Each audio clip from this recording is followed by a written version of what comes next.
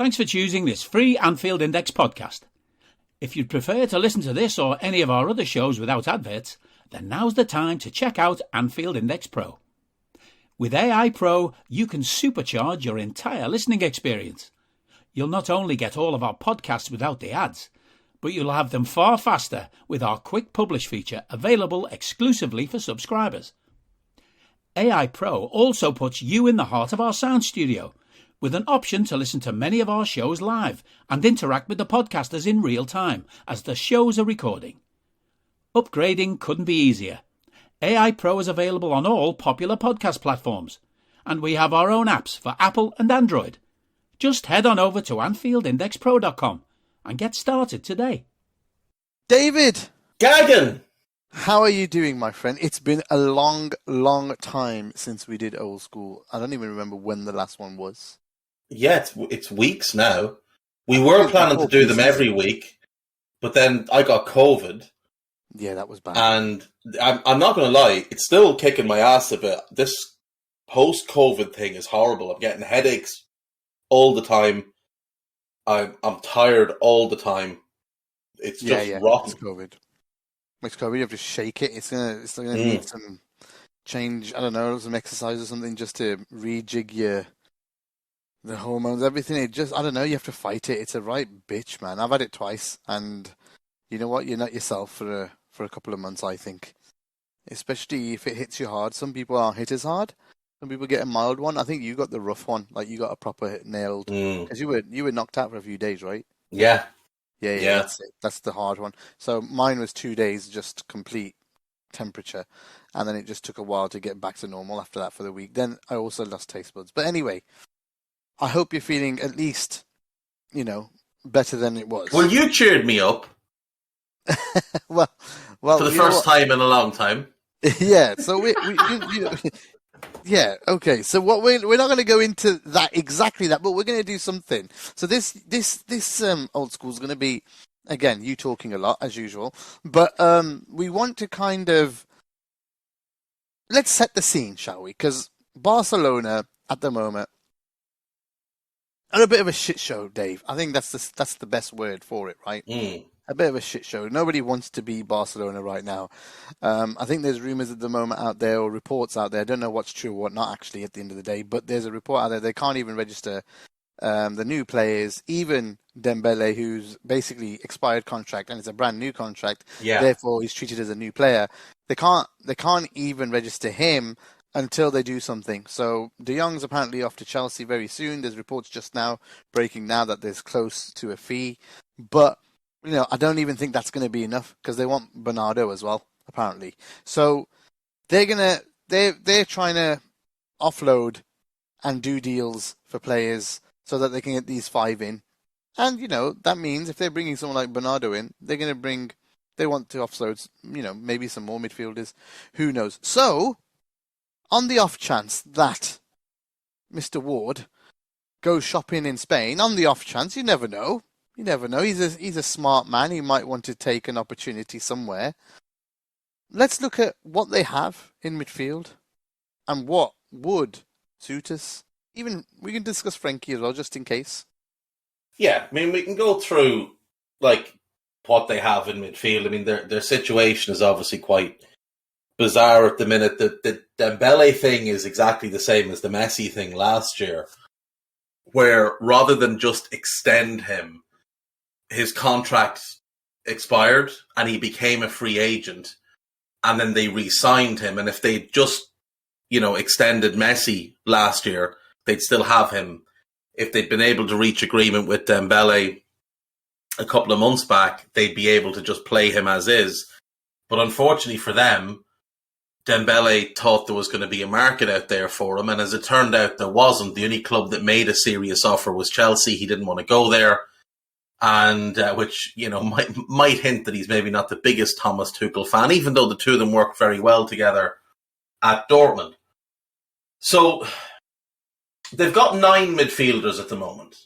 In their squad, there are 9 midfielders. We can rule out a couple of them. It's not just us that has a load of midfielders in the books. Yeah, but the idea that because we have 8 midfielders, we don't need another one is just nonsense that somebody made up Yeah, others because repeated. quality, And right? Klopp heard and said, "Oh, that'll do. I'll just tell the media that. Oh, no, we've got 8 midfielders. No, we're fine. We've got loads of them." It's about quality. It is. It's about quality. It's not about quantity. You can have 50 midfielders. If they're all Lee Cattermold, you're not going to win anything. So we can rule out a couple straight away. So Sergio Busquets, we can rule out. Was a great player, still a very good player, but he's 34. He's a Barca lifer. He will be there probably till he retires. We don't have any need or want for him. And again, he's 34. You can probably rule out Pedri. Now, he is the real star of that midfield. That kid is incredibly special.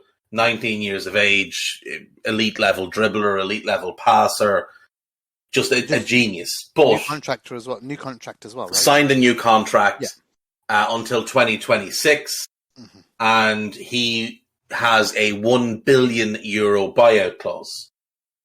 Then there's Frank Kessie, who they've just signed from AC Milan. Now, he's one of those that's in that weird situation where he's signed, but they can't register him. So it could be a situation where they might have to loan him out for a year if they can't register him. But very unlikely that we'd be interested in him. Would you take him on loan? I would take Frank Kessie at Liverpool, yeah. Yeah, he's a good player. He would add a level of physicality that we lack at the minute. He's the type of player who can just impose himself on a game. He does have limitations, but he's strong defensively. He uses the ball well. And like I say, he has that physicality that we just don't have at the moment. So I would take Frank Kessie on loan. 25, he'll be 26 in December. It certainly wouldn't be a bad signing. The only issue with that is he left AC Milan and picked Barcelona from a list of clubs that were interested in him. That was his choice. If he's forced to go play somewhere else, you can't really be certain that he'll be 100% committed because he won't want to risk injury.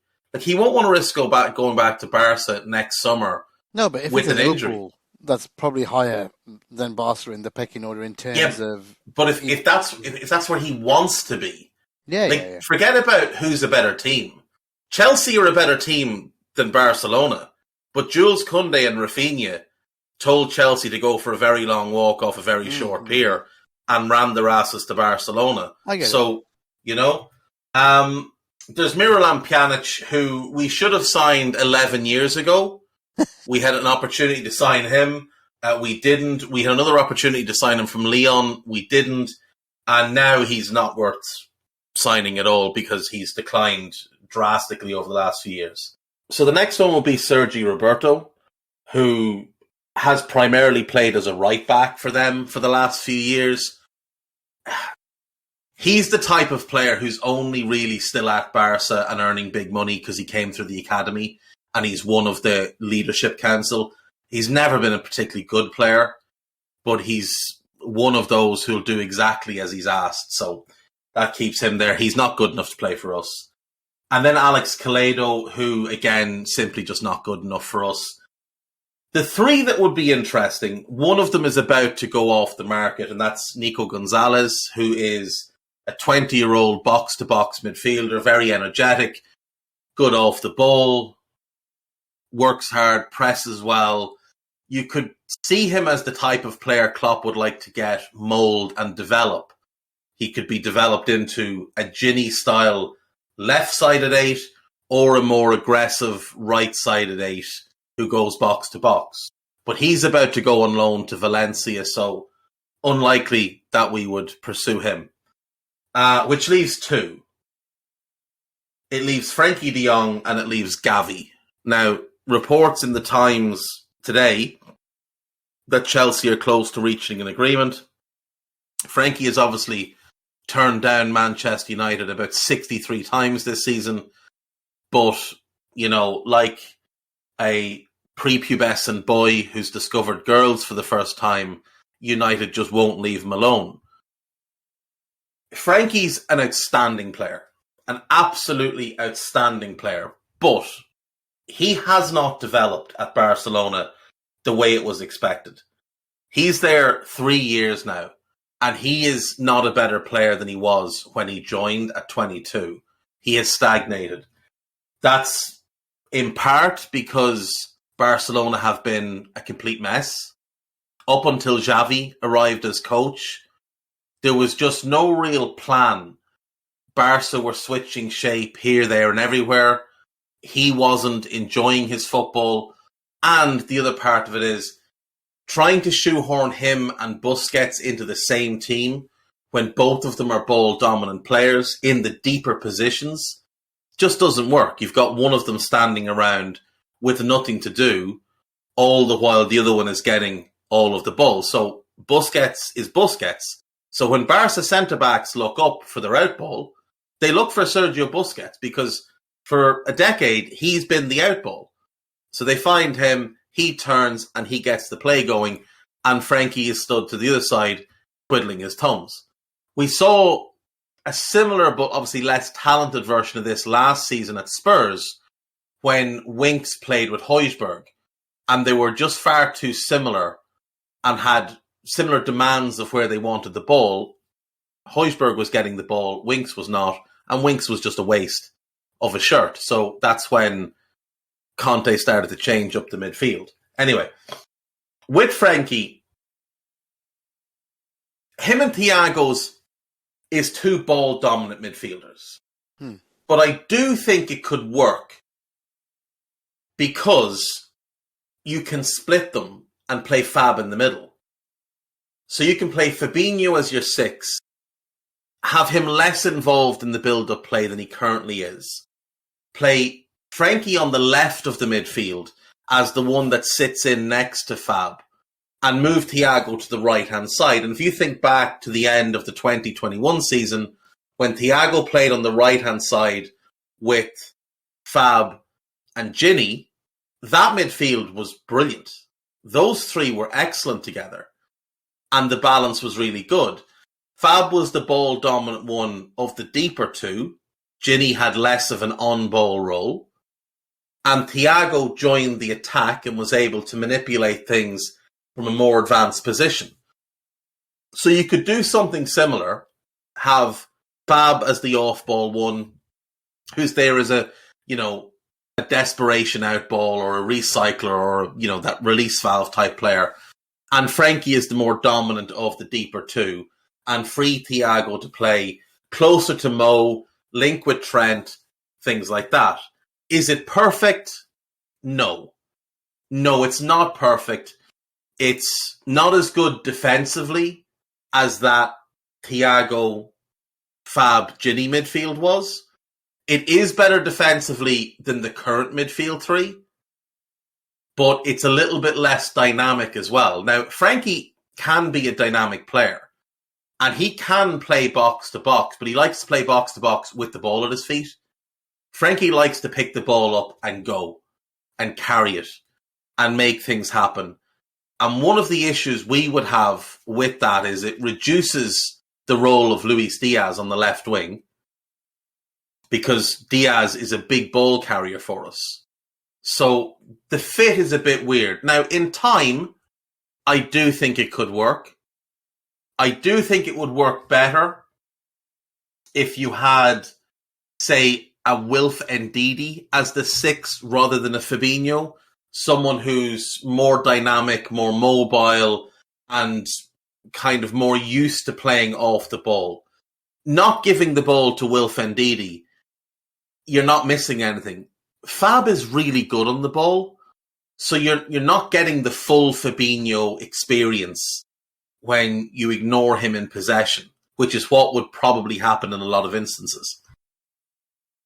So Frankie'd be a good signing. He'd be one that we'd have to adjust the shape and adjust the system to fit. But he gives you an immediate upgrade in the midfield from Henderson. He gives you the potential for him to get even better.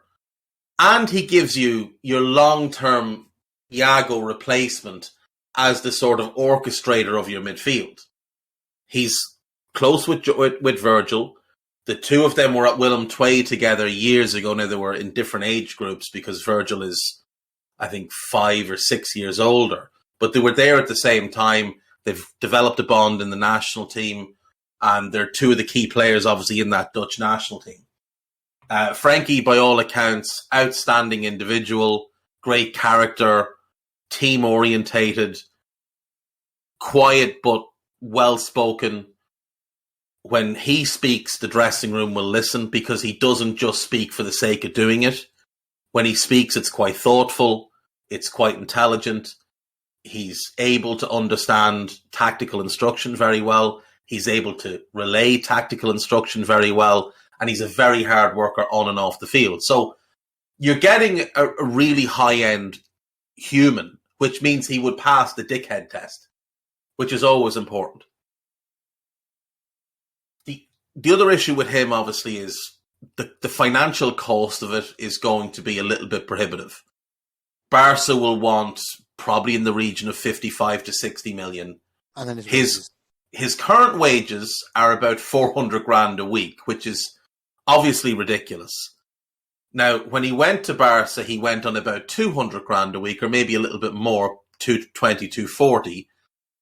He didn't perform all that well. Him and Matthijs de Ligt moved from Ajax the same summer. He went to Barca, de Ligt went to Juve. And neither of them really took that next step forward that was expected of them. They were the two sort of big ticket items that summer. They were the two that kind of a lot of clubs who throw money around were looking at and thinking, oh, we'd like to get involved there. But neither of them have really worked out. Now, de Ligt has moved on to Bayern Munich this summer, and Frankie may move on this summer as well. But Barca gave him a big contract extension after, I think, about 18 months, which wasn't warranted and near doubled his wages.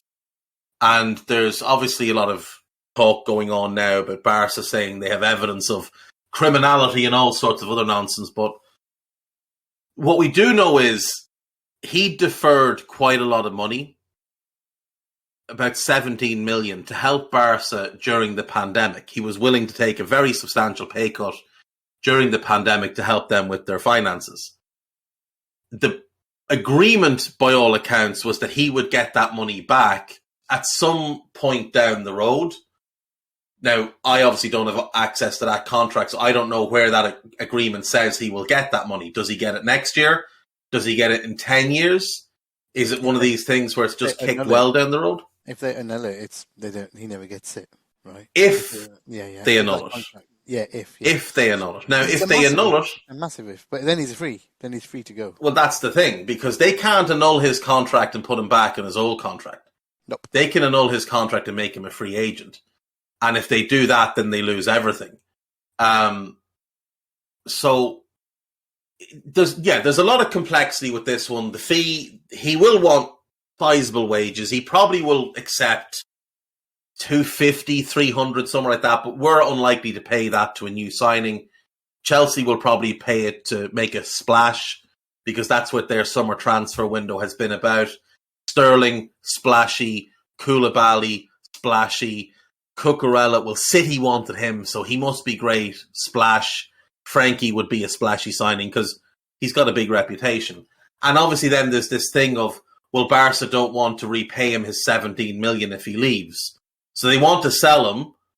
They publicly say they don't want to sell him, but privately they're trying to sell him.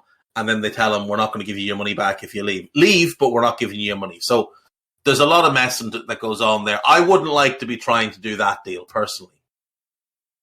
The other option then is Gavi. Yeah, I've put a few images in the chat as well, comparing him from under stat with some of our midfielders. Gavi is outrageously talented. Like, outrageously talented. There are very a lot of few us times don't watch or haven't seen Gavi play because Barca is shit, or we don't watch La Liga because it's not on Sky Sports anymore. So explain a little bit about his style. Somebody that would, who does he remind you of in a Liverpool sense that we could easily kind of, see, There's a little bit of Thiago in him. Oh. In terms of how he receives the ball, his awareness, his ability to break the lines with a pass, He doesn't have Thiago's range of passing yet, but I mean, the kid just turned 18 5 days ago. So you're not expecting him to have Thiago's full box of tricks. The other player he reminds me of isn't a Liverpool player. It's Nicola Barella of Inter Milan, who's obviously been someone that people have mentioned for us as well. Just in terms of that high energy, intense, bustly style where he's a small guy, he's 5'8", he doesn't look like he should be strong, and then players bounce off him and he manages to retain control of the ball. Incredible engine. He just goes all game long. Like last season as a 17-year-old who had literally just turned 17 before the season starts, he plays 47 games for Barcelona's first team. Now, I would be of the opinion that's too many games for a 17-year-old to be playing for that club under that type of pressure. But he is outrageous. He already has 10 caps for Spain. And he's just turned 18. He and Pedri are the two best young midfield players in the world of their profile. Those kind of, to be honest, his ball numbers would dominant probably be dictators. better in a different team. I don't think Barcelona were exactly the best. His numbers would absolutely be better because Yeah. the thing to consider here is that when Barcelona have the ball, and let's just say it's a midfield three of Gavi, Busquets, and Frankie, well, the other two are going to get more of the ball than he is. The same when it's Gavi, Busquets, or Frankie and Pedri. He will be the third option in that midfield. So he's getting less opportunities to make things happen, and yet he is still making things happen at a very high level. I mean, if you look at his FB ref numbers, his non-penalty XG is in the 88th percentile as a 17-year-old. His assists are in the 84th percentile. His expected assists in the 70th percentile. His non-penalty XG and XA in the 84th percentile. He completes about 88% of his passes. He's in the 92nd percentile for progressive carries, 94th for dribbles completed, 97th for touches in the attacking penalty area at 3.58. Simon Brundish will be dribbling out of his mouth at these numbers. Simon Brundish loves touches in the opposition box. He will love this kid because all Gavi wants to do when he gets the ball is get it, give it, get it again, and drive into the heart of the penalty area to make something happen. Every action with him is progressive. He's in the 95th percentile for progressive passes received. He's always on the move. He's always aware. The kid was born on the half turn. Never receives the ball standing flat. Always looking to move. Always aware. He is sensational. And then the other thing to factor in here, which will get all of you under pressure, lads, foaming at the mouth. He's in the 90th percentile in Europe for pressures already at 17. He's And averaging balls, 24 apparently. pressures. And Yeah. 3 balls. It's outrageous. Darwin, baby. Darwin, It baby. is outrageous. He would unlock a very interesting aspect of Darwin that we don't currently have anyone that does it frequently enough. Because Thiago plays too deep to do it frequently enough, and Henderson's passing is too inconsistent in attacking areas. We've seen Henderson as the 6 be able to clip those through balls. The one to Salah at Old Trafford last year is obviously the most notable example. But then you see him like against City and against Fulham as an 8, where he has less time on the ball, less pressure. If he has time on the ball, he's good on the ball. It's okay. That's like, But it's not a he's hard, a professional footballer. What I'm saying is, it's not a bad thing to admit, but he's not going to get time on the ball against the best teams. He's not going to get time on the ball as an 8 against the best teams. The best teams will let him have the ball as a 6, though. Yeah. Because they'll just cover everybody else and go, well, right, you beat us. And now, the bad teams will let him have time on the ball and not cover everybody else. So, United, they gave him time and they allowed Mo Salah to just run riot. They let Naby Keita run riot. They didn't bother marking Diogo Jota. They just let the lads do whatever they want because, Ole Gunnar Solskjaer at the wheel or whoever, Ralph Rangnick at the wheel. The other thing, which has got to be a Barcelona little man thing, like we've seen how good Thiago is in the air, which is amazing considering his height. And Gavi's pretty good in the air for his height and for his build. And like, again, all of these numbers, they're him as a 17-year-old. Like, this is ludicrous that he's this good already. And the situation with him is he wasn't able to sign a long-term professional contract until he turned 18. He's had a buyout in there's like an interim contract they do sort of between, schoolboy and pro. Mm. And there's a buyout in that of, I think, about £45 million. Now, he agreed to a new contract with Barca about a month ago. And it was to be signed when he turned 18. But he turned 18 5 days ago. And it's radio silence with regards to him signing that contract. So I don't know what the situation is. He is still out of contract in 2023. He has that buyout clause.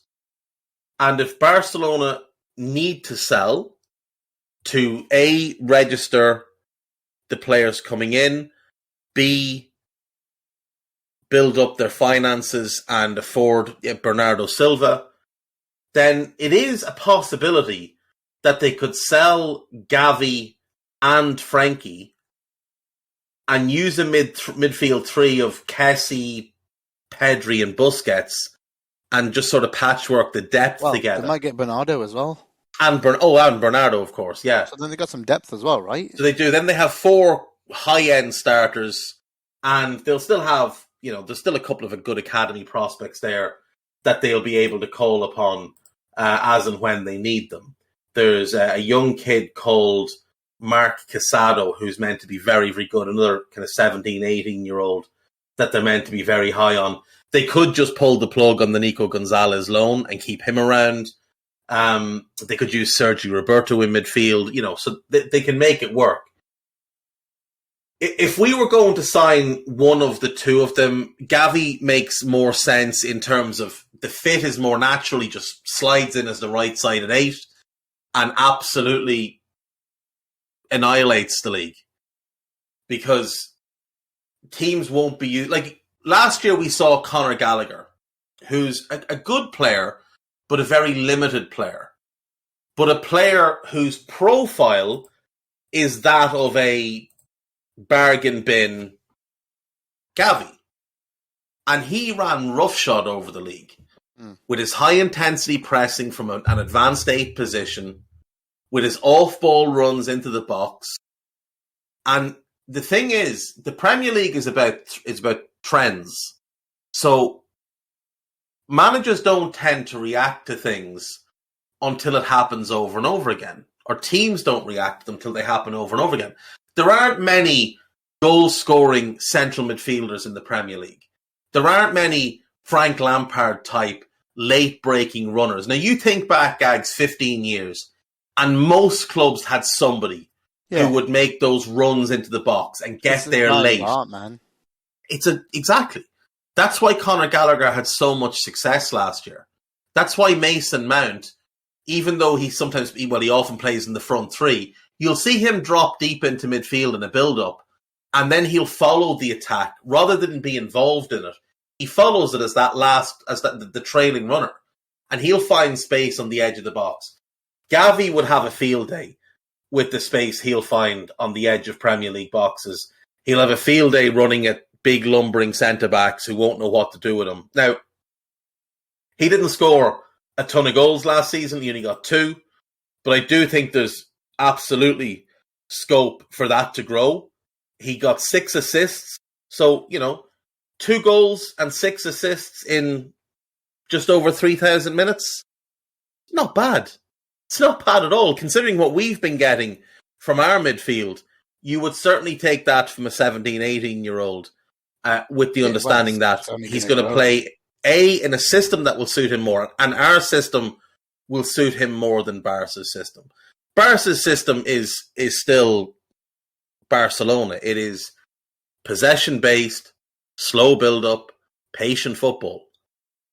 Whereas we play possession-based, aggressive, front-footed, purposeful football. We transition the ball a lot quicker than Barcelona do. And Gavi is dynamite in attacking transitions. Absolutely dynamite. Defensively, I don't have any doubts over him either. He's the one you got. So he would be out of contract then because he's not signed his contract. His contract runs till 2023 as stands, so he has that buyout clause. How much was that? Did you say? I think it's about £45 million. Let me have a quick. That's not bad at all. That's not bad at all. Gavi buyout clause. So, to go into the new contract, if it gets signed, the one that's agreed. It's a $1 billion buyout clause, which is utterly stupid. No one's getting utterly ridiculous. So has he signed it yet, or what? No. It's agreed in principle. It was €50 million, which is about £45 million. He hasn't signed it. It's agreed in principle, but he wasn't legally allowed to sign it until he turned 18.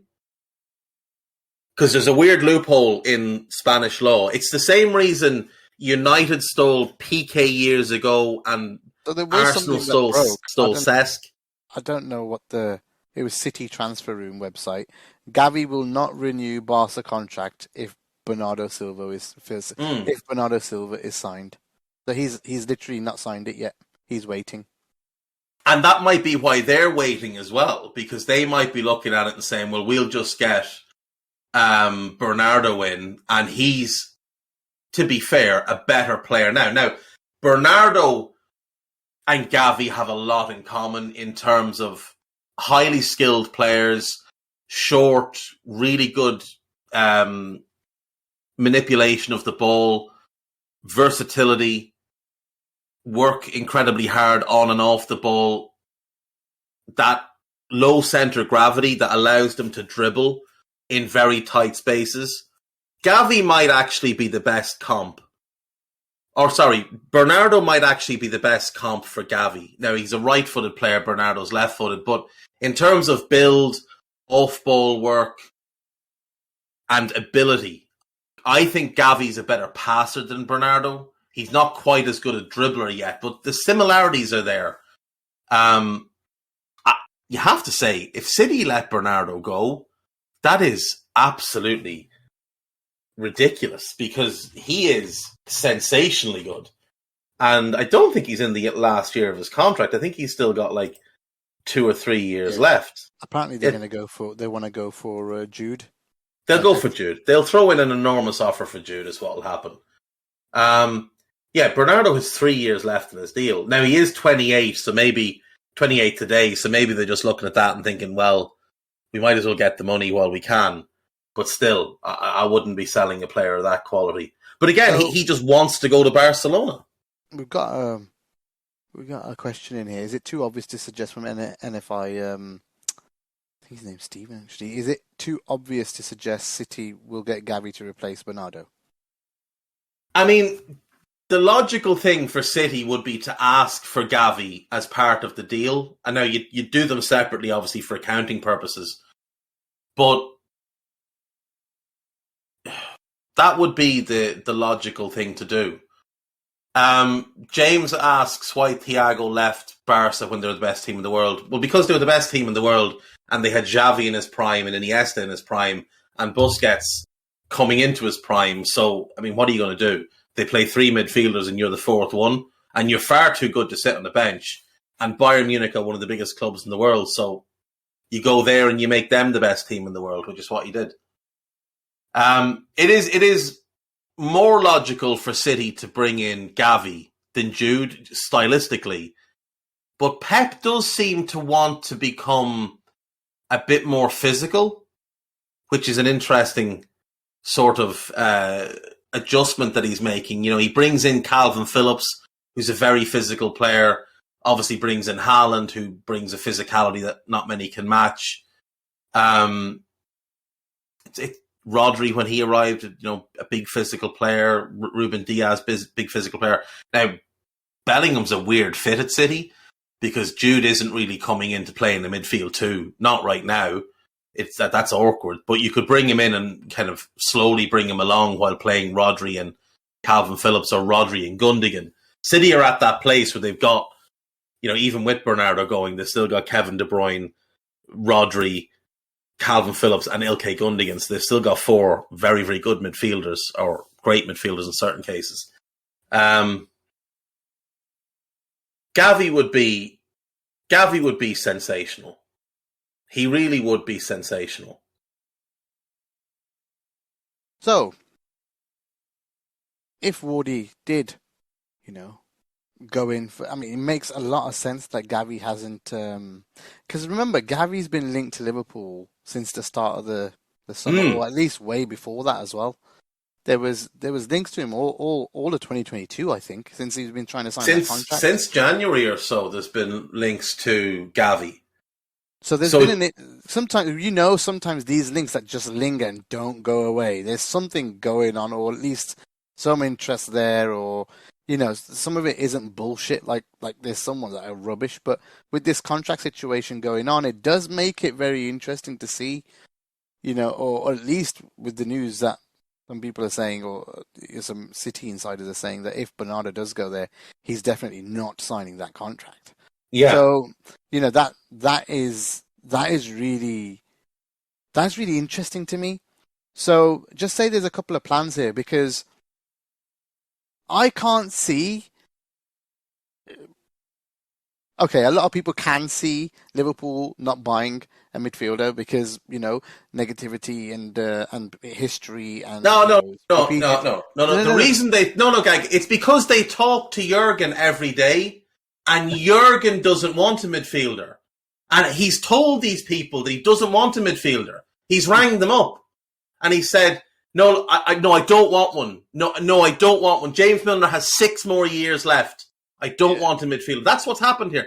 They speak to him every day, so they know what he's thinking. Yeah, exactly. But from what Jurgen said on the weekend and after the match, especially if you try and dissect that, I don't think, and the way that he spoke about it in the past, about learning from mistakes of 2021, especially, it was a hard year for him, like personally, but I think the whole squad was just under so much pressure by losing all of those defenders and not having backups, and then the amount of shit the whole squad went through. And I think Patrick has put something really good in the Palace chat on Discord, guys, where you lose a couple of people, like you lose a Konate, and you start losing these midfielders, and all of a sudden, people are saying, but we got Milner, but actually now, because Gomez is not going to be a right back anymore because of Konate, now we don't have a right back cover, so it will be Milner. So Milner cannot play 2 positions. He's literally not got the legs to play. He can't play twice a week. He'll play literally 60 minutes and then get subbed or something like that. He's not going to... He's looked okay for 30 minutes because he can give everything for 30 minutes. That's all he's got. He can't do more than that. So all of a sudden, it's another option gone from your midfield. So where you had 9 midfielders, you lost 3 to injury. One's going to be gone due to cover, right? Then you got others left, and also Fab, Hendo, Naby can all pick up injuries. We know that. Then what you've got left, you've literally got Elliott and Carvalho with badge. One of whom is not a midfielder. Yeah, and the point Fabio is... Carvalho is not a midfielder. Can people stop lying to themselves and saying that he's a midfielder? He's not. You can't play with those players in Premier League and Champions League. So the point is, you can't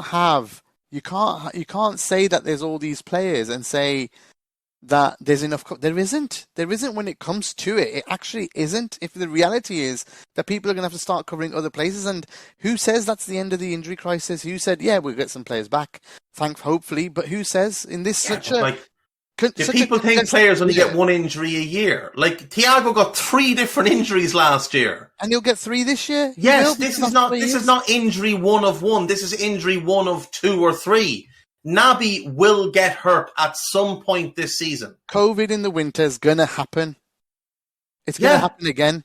So, and let's be fair. Is anyone willing to bet their life savings on Jordan Henderson managing a second season without an injury, given what we saw for the previous 5 years, where he had 4 season-ending injuries. No, it's an outlier. The last year is an outlier. It's a fluke.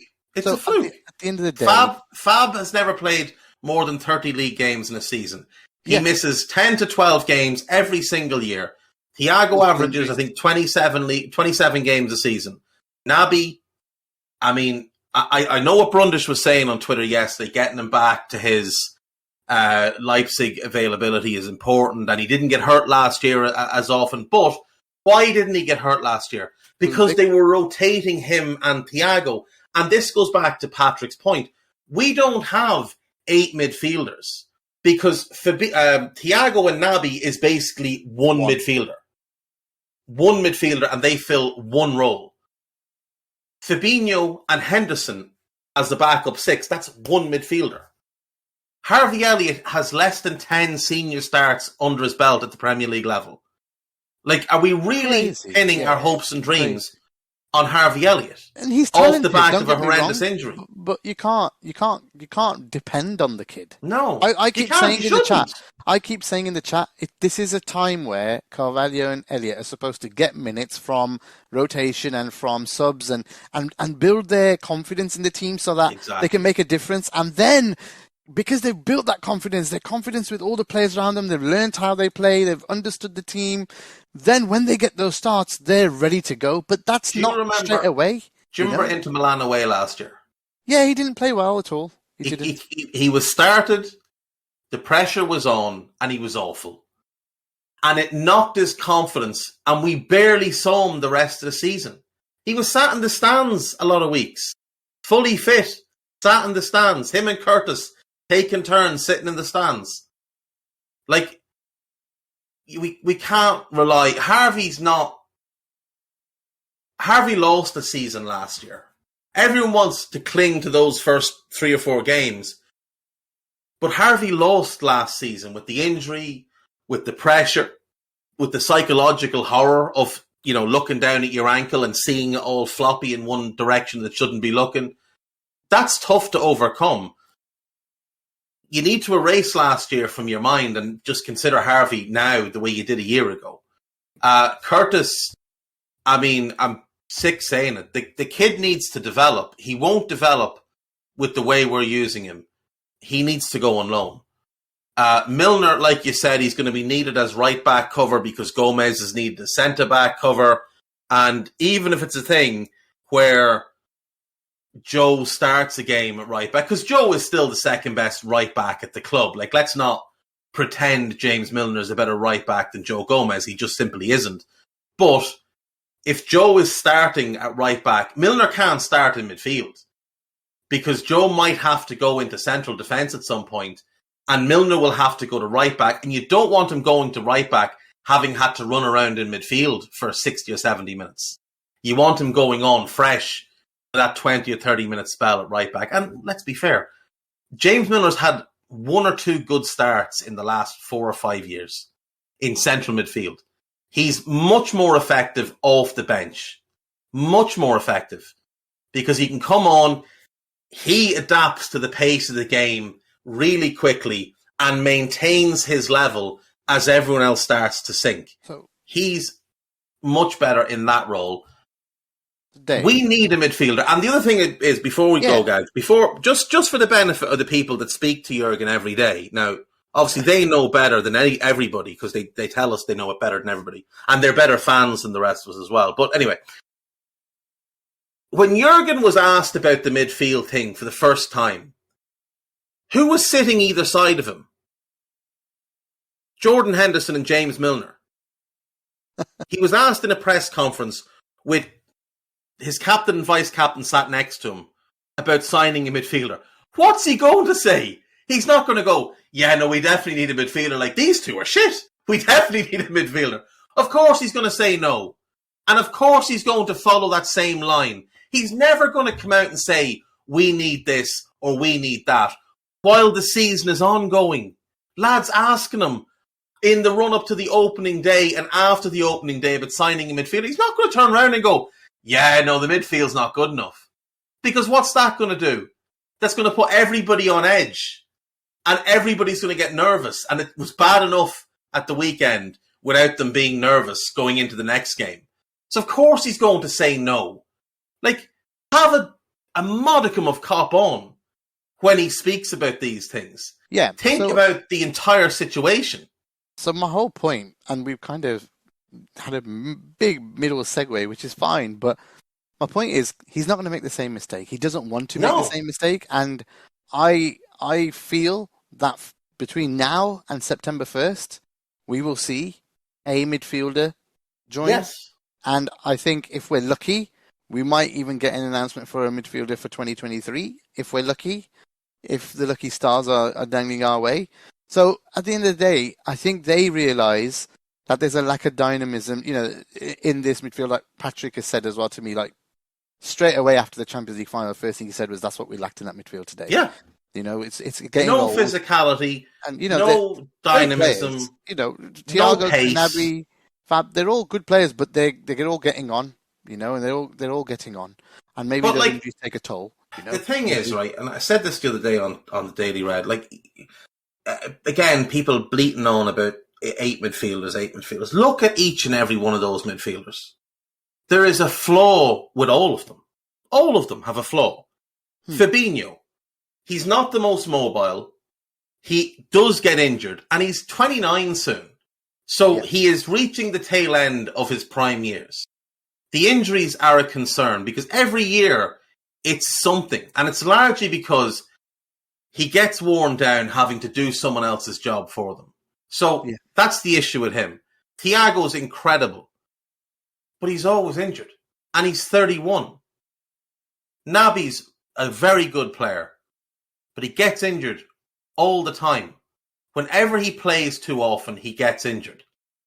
Henderson simply isn't good enough as an 8. He's fine as a 6 against certain teams, but he can't play as an 8. And he gets injured, and he's 32. James Milner's 36. He'll be 37 soon. Yeah, let's not even call that an option. Guy's not good enough to play. He's not good enough to start in the Premier League anymore. He's just not. It's just he's there doing a dog's body's job at the moment. He is. You look at Ox. He hasn't, let's be fair. I love Ox. Everyone wants Ox to do well. Of course we do. But good Ox hasn't been good enough as a midfielder. Since his injury, no. Since his knee injury. No. And that's 4 years ago. You'd have to question why the lad is still at the club. Curtis Jones might be good enough, but he hasn't shown us he's good enough. And we can't afford to have him proving he's good enough in our first team at the minute. We just can't. And he picks up injuries. Each year, Curtis has something that goes wrong. Now it's a stress fracture in his foot. Last year it was an eye and an ankle. The year before it was something else. And then there's Harvey. Now, you're not going to hit him for last year's injury because it's an impact injury. But he's 19. And he's not really a midfield player either. He's played 5 games in midfield. Comment on Bobby moving to the 8 role.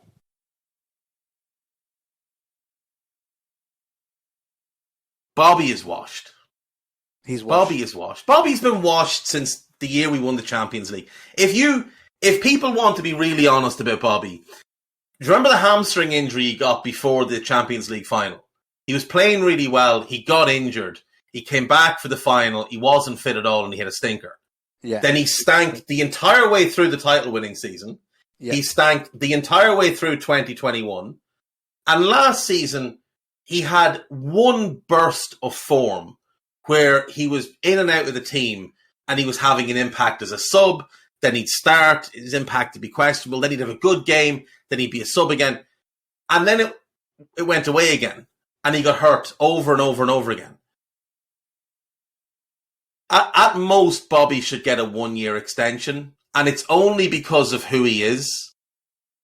It's only because they want to sell him because they know that he's got value. He doesn't warrant an extension. No. He just doesn't. And somebody's going to buy him and have buyer's remorse within... Now, in fairness, if he goes to Italy... Be fine, yeah. If he goes to Italy, he might be all right. But if he goes to Spain, he'll struggle. Honestly, he would struggle in Spain. The pace in Spain would hurt him. Yeah, Italy would be fine, mate. Honestly, Italy would be fine. Link. So if they get that one, although if he goes to Juve, he's not playing as a 9. So is he playing as a 10? Bobby hasn't played as a 10 in 8 years, 7 years. I suit him more though, dude. But he's played as a 10 for us and been shit. Yeah, not have that responsibility. Yeah, but Italy, right? Not have that responsibility as a 9 in Italy, as in a team is probably better for him now. I think he doesn't. I mean, look in the positions, dude. Like, look. As I said to you, I'd happily give him an extension. I'd happily give him an extension for a year. Yeah, just to get money. 1 year. No, not even to get money. I'd give him an extension and just run him into the ground. Have him coming on with 20 minutes left in games and we're 3-0 up to just chase the ball. Bobby was absolutely awful at the weekend. Yeah. Awful. And I saw some people in our own Discord try and claim he was all right. He wasn't. He wasn't. No. You've got your head in the sand the way you had your head in the sand over Mane for 18 months. He just wasn't good enough. Now, the biggest problem he had is that the role that Bobby left behind, that false 9, drop into midfield, do a bit of everything type role, that doesn't exist in our system anymore. In part because the team has evolved with the number 8 taking up more central positions. Like Henderson and Bobby were in the same position on Saturday, getting in each other's way. Over and over and over again, they were 5 yards apart. And that just brought a cluster of defenders into that area. And now the two of them are worthless to any build-up. So the way we play at the minute doesn't really suit Bobby if that number 8 is going to do that. So I just keep him and run him into the ground for a year and then let him go for free. Like, he's going to be good for morale. He's great with the other Brazilians. We kept James Milner as a cheerleader. Bobby deserves the same type of treatment, Yeah, but as an 8, no, absolutely not. No. It's not 2018 anymore. Let's not pretend he's the same player. He doesn't have the same legs that he used to have. He doesn't have that same appetite that he used to have. And when he does come on and go full bore into things, he gets hurt. He just gets hurt. It's as simple as that. It's unfortunate, but it's what happens with him. I love Bobby, but right now he's Robert. He has to earn back Roberto and then Bobby. Right now he is Robert. Robert and Brian on the naughty squares. You know what? I can't, like we said, the point is for everybody to listen to this and say, what's happening? I can't see us not doing something. So, maybe don't be so negative about players not coming in. I think the club have now realised for sure that the midfield they've got, it's just not reliable and not available enough. It's not available. What they want to do, right? And what they want to do it's also not good enough, Gags. It's not that. Forget injuries. Forget anything. If they were all fit all the time, the only good enough 3 that we have to put out are Naby, Fab, and Thiago. That's the only 3. They're the only 3 midfielders who are good enough to start with the rest of this team. We've got the best goalkeeper in the world, the best right back, the best centre back, one of the best left backs, and both Matip and Ibu are top 10 centre backs in the world. You've got one of the best attacks in the world. The best English centre back. Best English centre back as well in Joe Gomez, who's at worst he's top 6 in the league. Top 7 maybe, but he would start for every other team in Europe bar City and Bayern, and now Barca because they got Koundé. But he'd start for everybody else. He's in that Real Madrid team. He is a better defender than Antonio Rudiger, and I will not hear otherwise. Rudiger's a fucking head case. Joe Gomez is a better defender than him. Joe Gomez starts for pretty much every club, bar Bayern, Barca, City, and ourselves. That's how good he is. Matip starts for everybody. Konate starts for everybody. Yeah. Everybody. We've got the best group of centre-backs in the world. The best right-back. We've got the best left-back situation in the game as well. Like, Chelsea spent 115 million or whatever on 2 left-backs, and the 2 that we got for 20 million are a better combined pair than theirs. We've got an incredibly good attack. We've got good depth. We've got good options with Mo, with Darwin, with Diaz, with Jota, with Bobby, with Carvalho, with Cade Gordon, who I expect to get some minutes in the Cup this year. We're sorted up there. We're sorted at the back. Everything's rosy in those two areas. The midfield. The midfield, if it's not even on the same planet as the rest. Thiago is for sure. Fab is for sure. But even me, as the biggest Naby fan going, he's not on the same level as Thiago and Fab. And he gets hurt. Yeah, he just gets hurt. He could have been. If he'd never had that first injury, the one against Barcelona, when Rakitic hacked him down and should have seen the line. If he hadn't got that injury, we'd be having a very different conversation about our midfield. But the point is, that trio in midfield, they're the only three who are good enough to start for this team. This team. Yeah. And they can't be relied on because they're injury prone. So the rest simply aren't good enough or aren't ready. So we've got to address it. And the thing is, Gags, Dean, we're going to address it.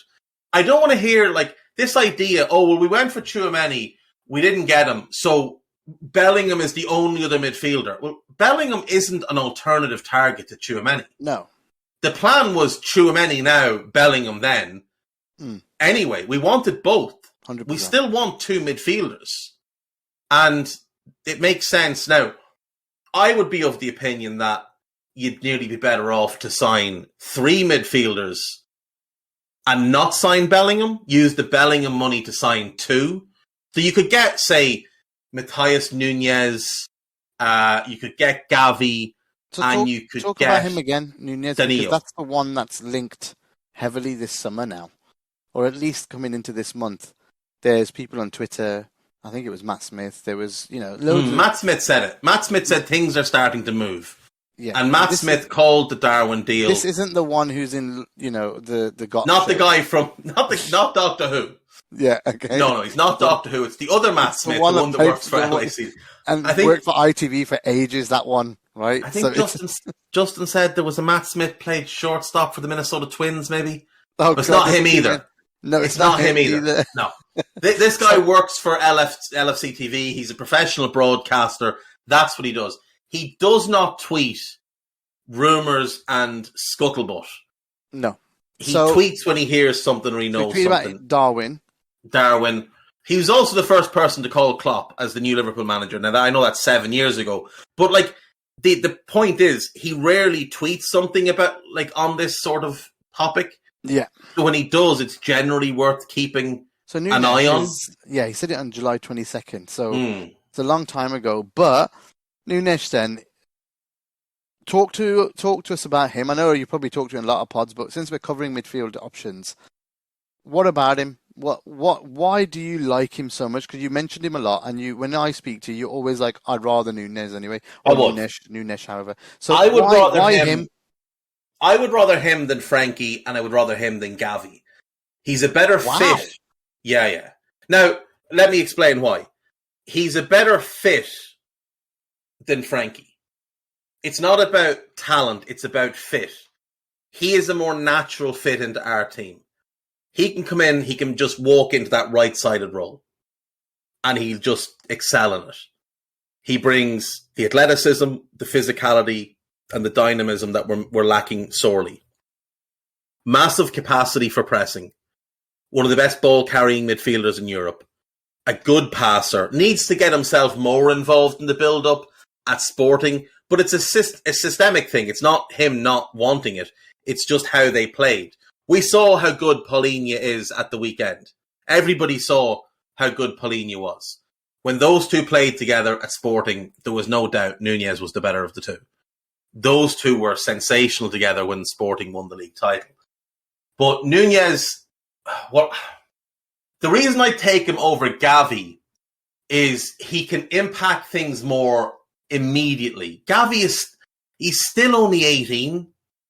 He's still a child. And I've said it about Harvey and about Fabio. I just have a hard time putting the faith of our season into the lap of a kid and saying, right, there you go and win us the league. Whereas with a grown-ass man like Nunes, who'll be 24 at the end of this month, him I'm comfortable doing. So what it is with him, that I really like is he hasn't had the easy road. He's come a roundabout way into football. Born in Brazil, moved to Portugal as a youngster, played for his local side up until 4 years ago. At 20, he was playing for a local team. He wasn't in one of the big academies. He wasn't playing for, a top club. He moved to Estoril for one season. I think he played about 8 games, and Sporting snapped him up. And he has just been outstanding for the last couple of seasons. Outstanding. He's the type of player that when games start to go against you, he is one of those that goes and gets it back. And we don't have players like that in our midfield. Fab will do it a little bit, but he doesn't have the mobility to do it. Nunes will just go and take the ball off somebody and go, right, it's ours now. And he gives you just that extra drive. Do you remember remember 13-14 when Henderson was like the only truly mobile, aggressive player in our midfield? And he would just go and take the ball off players. Like, we'd lose it and Henderson would just go, fuck that, I'm going to get that ball back. And he'd go and he'd just take the ball back and then he'd give it to somebody who could play with it. Stevie, Phil, Suarez, whoever. Nunes is that, but better.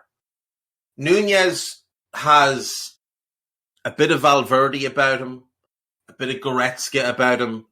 There's a lot more to him than what he's shown in Sporting's midfield because there's limitations put on him for tactical reasons.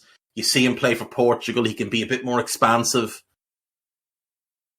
I think Nunes now, right at this moment, is the one to go and get because stylistically he fits. He gives us everything we're missing. For us, dude. He's apparently waiting for us as well. And he could have gone to Wolves, right? Said no. Pep Guardiola is one of the best midfield players that we've seen in the last. I hit my mic there if it came through. Pep Guardiola is one of the best midfield players that we've seen in the last 30 years. He's one of the best coaches there's ever been. If he comes out and says, this guy is one of the best players in the world, you might want to listen to him. Like, I know managers pay lip service, but this guy went to the Etihad and ran the show against City while his team crumbled around him. He single-handedly took the game to Manchester City. And that's the thing I like about him. When everyone else starts to struggle, like against Fulham, when things aren't going well, he'll go and win the ball back. He'll leave someone in a heap. He'll pick the ball up off his centre-backs and he'll drive at the opposition. And he'll make something happen. He'll force it to happen. We need that. We don't have anyone in our team who imposes their will in the middle of the park. Drive. Just pick that ball up and carry it. And just go. And for people that say, oh, well, Liverpool midfielders aren't allowed to do that, that's nonsense. Ginny used to dribble. Naby dribbles all the time. Naby dribbles all the time. Now, I know he dribbles less than he did at Leipzig, but he still does it. It's a two-man midfield at Leipzig versus a three-man midfield at Liverpool. So it's a different role. Harvey dribbles. He doesn't do anything else. What else does he do? He dribbles, picks the ball up and runs at people. That's what Harvey does. So Curtis dribbles when he plays as the right side at 8. He doesn't even let go of the ball. Nunes is a day one starter. A day one starter. He'll be 24 by, I think, on the 27th or 28th of this month. So he's a man ready to play now. Gavi is an 18-year-old. And I feel like if Gavi arrived in, as even though Gavi is the one, like if you were giving me a choice between Gavi and Bellingham, I'd take Gavi. I think he's more talented. I think he's got a higher ceiling. And I think he's the better player right now. And I think Jude's great, but I think Gavi is on a different, is just a little bit better and has a little bit more to his game than Jude does. Gavi is the one you buy for the ceiling. Gavi is the one I'd ideally like to be brought in and stashed behind Thiago and just say to Thiago, right, You've got 2 years left on your deal. We're going to tack another year on because we want you to stay. For the next 18 months, you're the starter. We want you to teach this kid. And then the following 18 months, you'll be his backup. And we'll bring you in for big games when we feel we need you. But that's what we want. We want you and you. And in that scenario, you've got those two as your left-sided eights. You could move Naby permanently to the right-sided eight and have Naby and Nunes as the right-sided options. Fabinho and Henderson as the 6 options. And then, loan Curtis out, develop Harvey wherever you want to develop him, but not under the gaze of, all the pressure. He's only a kid, remember. He's 19. I would rather buy Nunes and Gavi and not get Jude, because it would also leave us the money to go and buy, say, Danilo from Palmeiras to bring in as the long-term Fabinho successor, or Claudio Kone as the long-term Fabinho successor, or if he hadn't signed for the shite across the park, Amadou Onana would have been great. But I'd rather buy Nunes now because he will impact us straight away. Gavi, I just think Klopp would hide behind his age. I just think Klopp would go, in big games, he'd still play players that don't deserve to play. Well, one the same with Bellingham then. I think the same. I think if he signed Jude and we played a Champions League final, I think he'd start Henderson and he would, whether he believes it or not, he would go with the logic of Bellingham's only a kid, Henderson's more experienced. Even though we've seen Henderson in 3 European Cup finals and none of them have been good. Yeah, I think we're gonna have to see what happens there. But Dave, I'm all out of time. So the last option obviously is Jude. But as we know, we spoke about him a lot. And also it doesn't look like Dortmund will let him go this year. No, it doesn't. And it does point everything, all the rumours, everything is pointing to a 2023 deal for whoever gets him. Hopefully that's us. Because apparently there's been a lot of work from Mr. Ward on that deal. Fingers crossed that does happen and that is announced. How beautiful would it be that we announce a midfielder, just say we get Nunes, and at the same time we do a pre-deal for Bellingham? Wouldn't that be the most perfect ending to this transfer window? It would. Oh, it'd be perfect. Even if it was just Gavi. If it was Gavi and Jude, for the long term, that's incredible. It just helps us a little bit less straight away.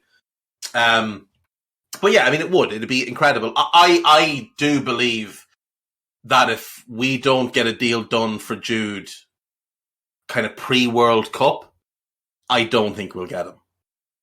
Because if he has another really good season for Dortmund and he goes to the World Cup and he does really well, I just think the price will get beyond where we can go. Because Real have already made it clear that they want him. City have been heavily linked.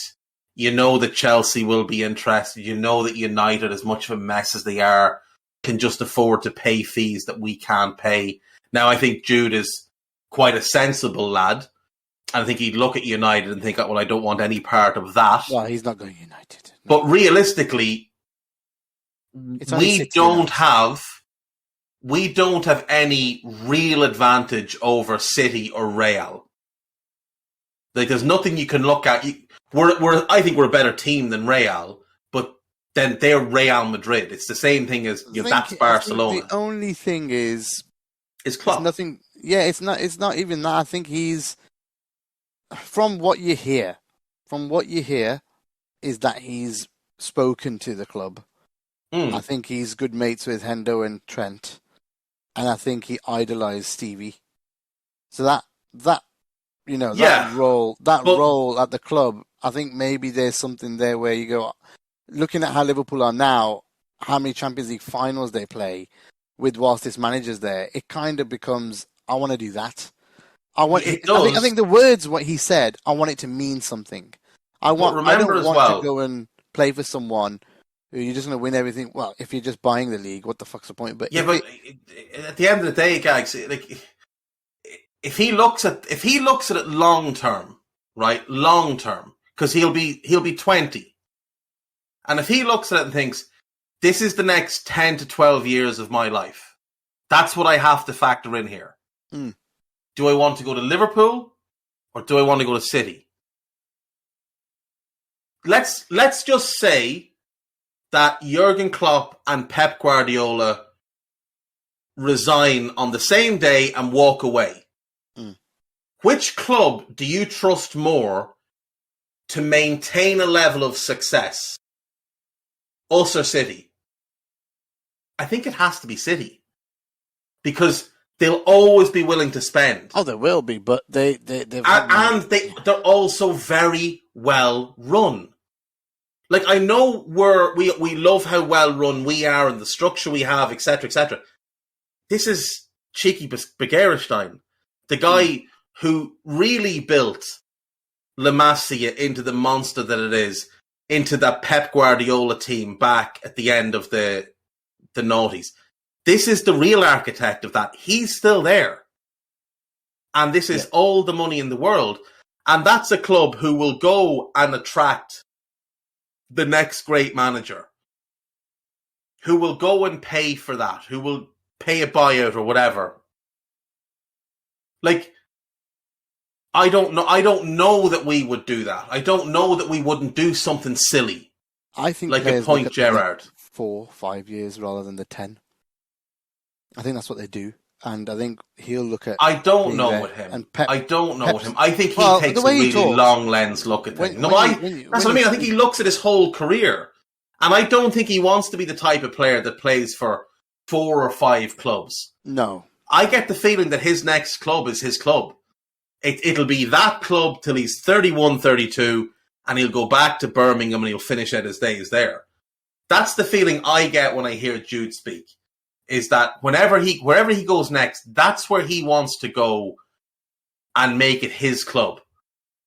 And be there for 10 or 12 years. And then just go back and finish out at Birmingham, where it all started. So I do think he'll take a longer term approach on how he picks his next club. But look, at the end of the day, if we're willing to pay 90 million and they're willing to pay 130 million, we're not getting them. We're not getting them. Understood. Because personally, from what you see of him, I think we're favourites. I'll just leave it at that.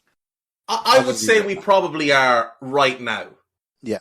But things change drastically if Bernardo Silva leaves Man City. They do, indeed they do. Everything changes all the time. All the time.